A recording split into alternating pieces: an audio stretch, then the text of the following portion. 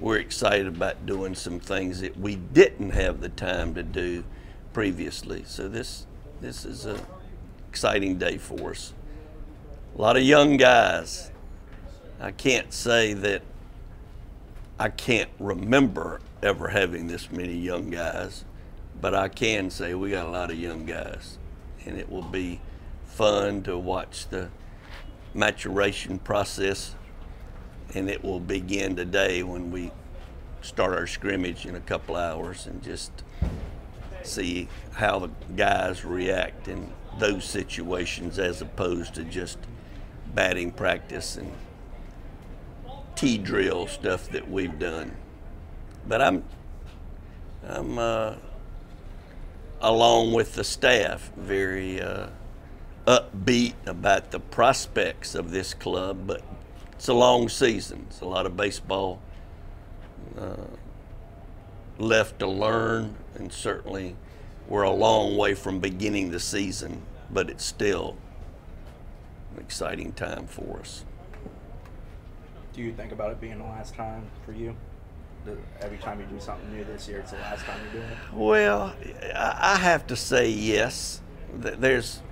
When you've done something for 45 years, it's hard to say, nah, I got a lot of this left, a lot of this left, but it's a lot of times I'll come out and get ready to come in after a lightning delay and say, well, that's one thing I ain't looking forward to missing. But just to see guys improve over a 2-week period like we have still is exhilarating. These young men are talented. There's a lot of competitiveness.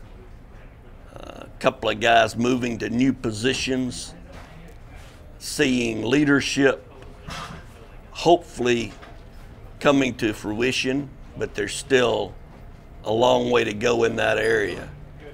I mean, we got a freshman catcher, a freshman shortstop, and for me to sit here and tell you that those two guys are battling for positions, I try not to play games with you guys. I can tell you right now, those two guys are going, if they're healthy and God willing, they will be.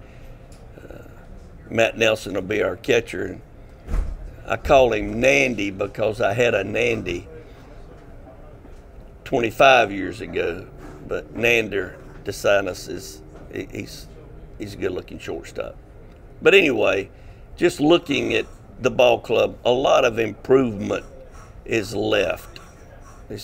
We've got a very competitive schedule, as we all know, the ACC. I mean, we were a pretty good club last year. We finished 16-14 in that league. So it doesn't get any easier. We need to get better every day, and that's our goal. Does having the games against Alabama and Jacksonville, what can that do for development? Is that exciting to have that opportunity this year? It brings back a lot of good memories from the old days when we were able to play, heck, 25 games in the fall.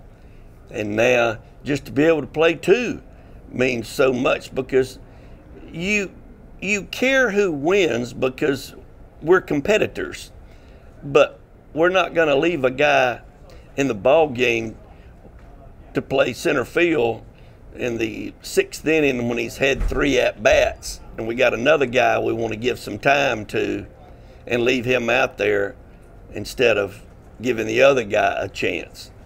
It gives everybody an opportunity to show what they can do, and that will be our intention when we approach these games. We're going to compete, but we're going to play everybody, give everybody opportunities to show what they can do, and we as coaches will learn something from that. I don't know how much you've been back around James and Tyler kind of in this atmosphere, but what's it like to have them kind of want to come back and be a part of this program in a coaching aspect? Well, what makes all of this so great is you got 2 guys that contributed so much to our program, and not only outstanding student athletes, they were great leaders of the baseball team. And that is being displayed the way they're interacting with our young men. And it's really fun to see the guys react to them, and they know that it was just a few years ago when those two guys were playing the game of baseball at Florida State University, became top draft choices. One played in the major leagues, one was a first rounder. Pretty interesting. Coach, when you have a team that's so young, how impactful is this fall ball for these guys?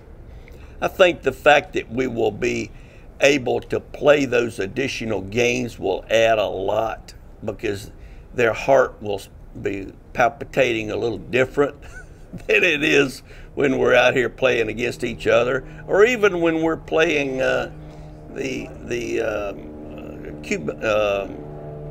Canadian national team.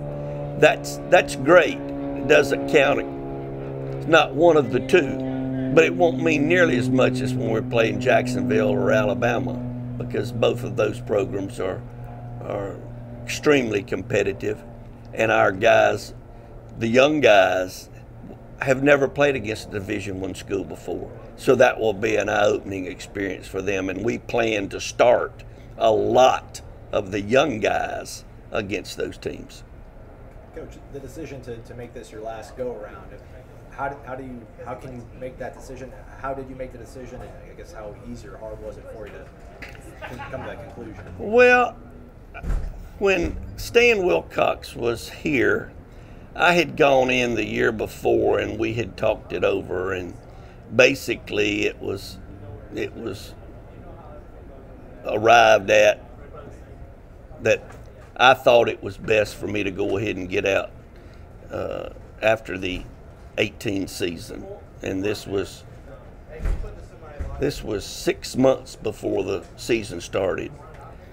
And then last year, at the end of last year, I went in just to talk to Stan about a couple of things, and he looked at me and he says, 2000 is not a bad number. And it really took me back. It made me feel like I don't think I've ever felt as a coach. And I said, well, let me go home and talk to Mama.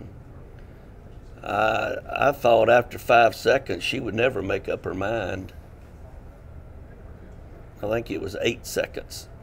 But anyway, that was when I came back the next day and told Stan how excited I was that he wanted me back.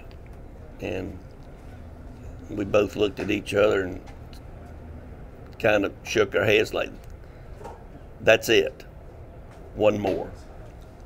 And that's when I reiterated to him that how much I appreciated him wanting me to come back for one more year, because I think deep down that's what I wanted, but yet I'd already made up my mind that 18 was going to be the last year. But it made me feel real good.